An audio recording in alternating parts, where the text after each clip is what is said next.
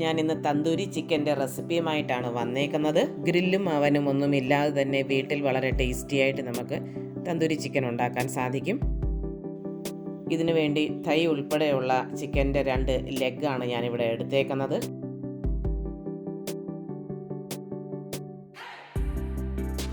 ആദ്യം ഈ ചിക്കൻ്റെ പീസ് ഒന്ന് വരഞ്ഞു വെക്കാം.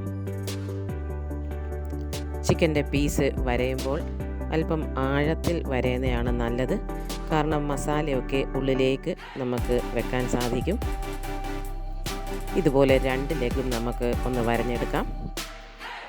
ഇനി ഇതിന് വേണ്ടിയുള്ള മസാല തയ്യാറാക്കിയെടുക്കാം. അതിനുവേണ്ടി മിക്സിയുടെ ഒരു ജാർ എടുക്കാം. അതിലേക്ക് 5 അല്ലി വെളുത്തുള്ളി ഇടാം, 5 ചെറിയ ഉള്ളി ഇടാം, 2 കഷ്ണം ഇഞ്ചി, 1/2 ടീസ്പൂൺ കുരുമുളക് പൊടി, 1/2 ടീസ്പൂൺ മല്ലിപ്പൊടി, 1/4 ടീസ്പൂൺ മഞ്ഞൾപ്പൊടി, 1 ടീസ്പൂൺ ഗരം മസാല പൗഡർ, ആവശ്യത്തിന് ഉപ്പ്. ഇനി ഞാൻ ഇതിൻ്റെ അകത്ത് ഇടാൻ പോകുന്നത് 1/2 ടീസ്പൂൺ ജീരകപ്പൊടിയാണ്. ഇതാണ് കടകളിലൊക്കെ തന്തൂരി ചിക്കൻ ഉണ്ടാക്കുമ്പോൾ ചേർക്കുന്ന ഒരു സീക്രട്ട് ഇൻഗ്രീഡിയൻറ്റ്. ഇനി ഇതിലേക്ക് ഞാൻ 2 ടേബിൾ സ്പൂൺ വിനീഗറാണ് ഒഴിക്കുന്നത്. അതിന് പകരം നാരങ്ങ നീര് അല്ലെ തൈര് വേണമെങ്കിലും ഉപയോഗിക്കാവുന്നതാണ്. ഇനി ഇതിലേക്ക് 2 ടീസ്പൂൺ പിരിയൻ മുളക് പൊടി ഇടാം. പിരിയൻ മുളക് പൊടി ഇട്ടാൽ ചിക്കന് നല്ല കളർ കിട്ടും. പൊതുവെ കടകളിലൊക്കെ ആണെങ്കിൽ അവർ കളർ ചേർക്കാറുണ്ട്. പക്ഷേ വീട്ടിൽ നമ്മൾ ഉണ്ടാക്കുമ്പോൾ അതിൻ്റെ ആവശ്യമില്ല. പിരിയൻ മുളക് പൊടി ഇട്ടാൽ മതി, നല്ല കളർ നമുക്കത് കിട്ടും. ഈ മസാലകളെല്ലാം അരച്ച് കഴിഞ്ഞിട്ട് ഇതൊന്ന് നമുക്ക് ചിക്കനിലേക്ക് പുരട്ടിയെടുക്കാം.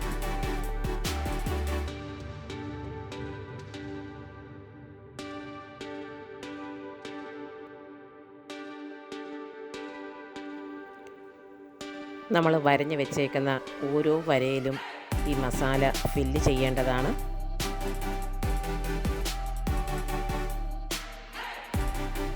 മസാലയെല്ലാം ഫില്ല് ചെയ്ത് കഴിഞ്ഞിട്ട് മുകളിൽ നിന്ന് കംപ്ലീറ്റ് ഒരു ലെയർ ഒന്ന് പുരട്ടി കൊടുക്കുന്നത് നല്ലതാണ്. 2 പീസിലും മസാല പുരട്ടിക്കഴിഞ്ഞു. ഇതിനി 1 മണിക്കൂർ നേരത്തേക്കിന് റെസ്റ്റ് ചെയ്യാൻ അടച്ചു വെക്കാം. 1 മണിക്കൂർ സമയം കഴിഞ്ഞു. ഇനി ഇത് ഫ്രൈ ചെയ്യാൻ വേണ്ടി ഒരു പാൻ സ്റ്റവിലേക്ക് വെക്കാം. അതിലേക്ക് 4 ടേബിൾ സ്പൂൺ ഓയിലാണ് ഞാനിവിടെ ഒഴിക്കുന്നത്. ഏതെങ്കിലും അൺഫ്ലേവേർഡ് ഓയിൽ എടുക്കുന്നതാണ് നല്ലത്. എണ്ണ ചൂടായി കഴിഞ്ഞു. ഇനി ഇതിലേക്ക് നമ്മൾ മസാല പുരട്ടി വെച്ചേക്കുന്ന ചിക്കൻ വെക്കാം. ചിക്കൻ്റെ ഉള്ള് നന്നായിട്ട് വെന്ത് കിട്ടാൻ വേണ്ടി ഒരു 5 മിനിറ്റ് നേരത്തേക്കിന് ഇത് അടച്ച് വെച്ച് വേവിക്കുന്ന നല്ലതായിരിക്കും. 5 മിനിറ്റ് സമയം കഴിഞ്ഞു. ഇതിനി ഒന്ന് തിരിച്ചിടാം. തിരിച്ചിട്ട് കഴിഞ്ഞാൽ പിന്നെ ഇത് അടച്ച് വെക്കേണ്ട ആവശ്യമില്ല. ഒരു മീഡിയം ഫ്ലെയിമിൽ ഇത് നന്നായിട്ടൊന്ന് ഫ്രൈ ചെയ്തെടുത്താൽ മാത്രം മതി. 1-2 പ്രാവശ്യം തിരിച്ചും മറിച്ചും ഇട്ട് ഇതൊന്ന് നന്നായിട്ട് ഫ്രൈ ചെയ്തെടുക്കാം.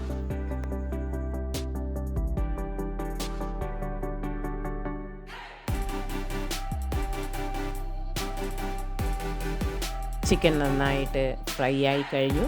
ഇനി ഇതിനൊരു സ്മോക്കി ഫ്ലേവർ കൊടുക്കാൻ വേണ്ടി കടകളിലൊക്കെ നമ്മൾ കഴിക്കുമ്പോൾ ഒരു സ്മോക്കി ഫ്ലേവർ വരുമല്ലോ, ആ ഒരു ഫ്ലേവർ കൊടുക്കാൻ വേണ്ടി ആണ് ഇത് ഒരു പാത്രത്തിലേക്ക് നമുക്ക് മാറ്റാം. ഇനി ഒരു ചാർക്കോളിൻ്റെ പീസ് അല്ലെ കരിക്കഷ്ണം ഒന്ന് കത്തിച്ചെടുക്കാം.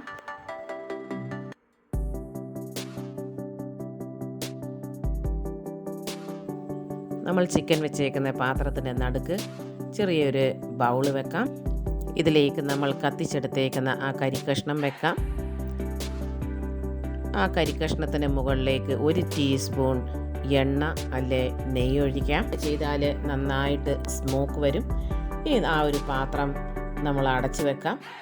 ഏകദേശം ഒരു 20 സെക്കൻഡ് അടച്ച് വെച്ച് കഴിഞ്ഞിട്ട് പാത്രത്തിൻ്റെ അടപ്പ് മാറ്റാം. നമ്മുടെ ചിക്കന് നല്ല സ്മോക്കി ഫ്ലേവർ വന്നു കഴിഞ്ഞു.